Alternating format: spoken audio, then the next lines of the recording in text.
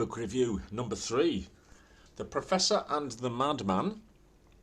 This is by Simon Winchester, and the tagline is A Tale of Murder, Insanity and the Making of the Oxford English Dictionary. So again, it's going to be for word fans, and also maybe people that like to explore little corners of history.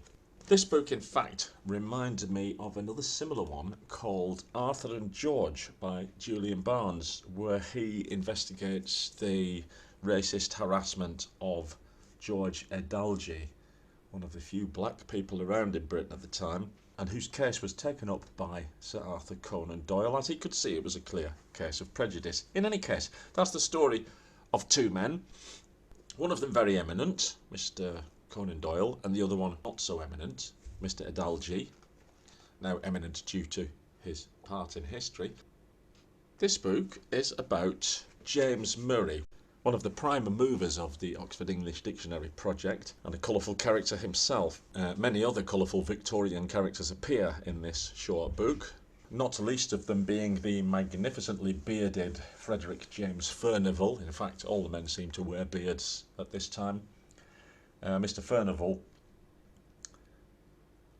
founded quite a few learned societies, but was rather more keen on going rowing with his women's rowing team, to which he brought his usual boyish enthusiasm.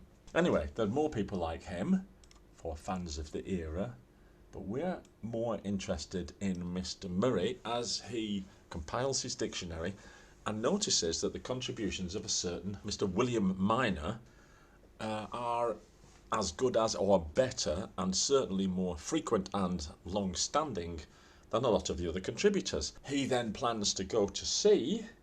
This is the legend, I'm telling you now. The book explains that this isn't what happened. The legend says he then went to Crowthorne in Berkshire to go and see this chap who he imagined lived in a mansion, and wow, what a surprise, he was actually in Broadmoor. He was in the mental institution.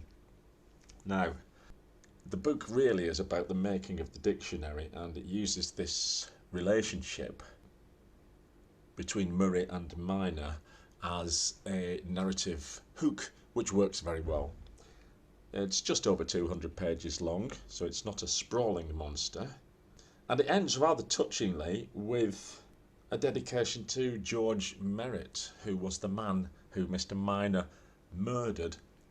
That led to him being put into the institution. It's quite a sad story, really, and Mr. Winchester deals with it quite tactfully. And in among this sentimental story, we get the hard facts about what a monumental effort it was to create the Oxford English Dictionary, which is still held in high regard today. So, there you go. Not a huge book. It's one of these that focuses on little corners of history, and I shall be rereading some stuff about the Victorian and Edwardian periods soon enough. So there's that to look forward to.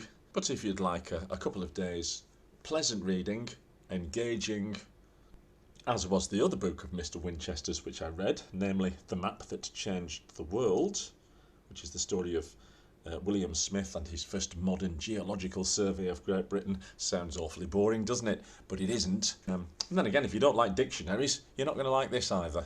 But I do, and I did. Hi, I'm CC Taylor, and I'm the author of this book.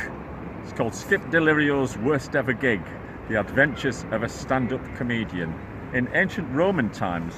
And I've been asked to do 3 things. 1 is to read a bit, 2 is to explain a little bit about the book, and 3, say who'd like to read it. So let's do the first one. I'm going to read the first paragraph now.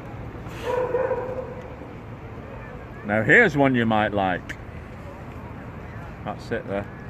And it's about a guy called Scipio, and it was his bad fortune that Caesar happened to be looking for a Scipio to lead his army in Africa due to a superstition that the Romans had. And this guy was just a lowly drunk, and he got pushed out in front of the troops, and that part is true. And then the 3 next chapters, I've just invented a Mediterranean fantasy of what happened, because we don't know what happened to Skip after this.